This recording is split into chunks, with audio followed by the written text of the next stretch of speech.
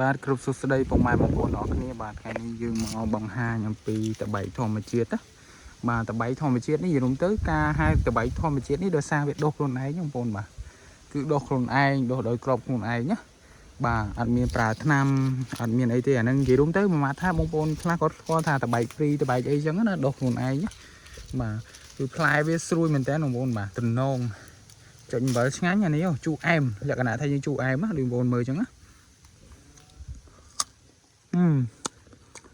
ស្រួយបងប្អូនបាទ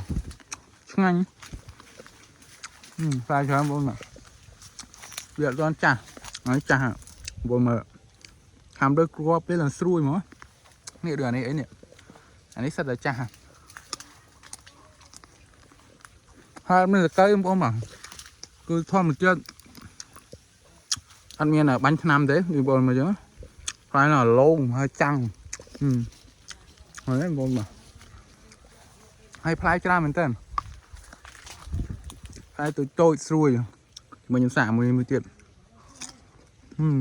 បងប្អូនណាឆ្ងាញ់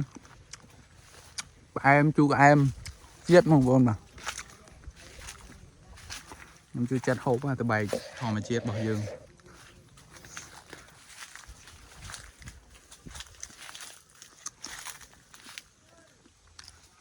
យើងធ្លាប់ហូបអាតបែកគីឡូបងប្អូនបាទ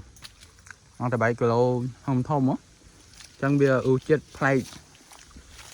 អានេះវាមិនសូវផ្អែមហ្មងទេលក្ខណៈថាយើងជូរអែមបងប្អូនបាទជូរអែមឆ្ងាញ់ជាតិហ្មងចឹងបងប្អូននៅស្រឡាញ់វីដេអូនេះកុំភ្លេចជួយចុច Subscribe មួយផងដើម្បី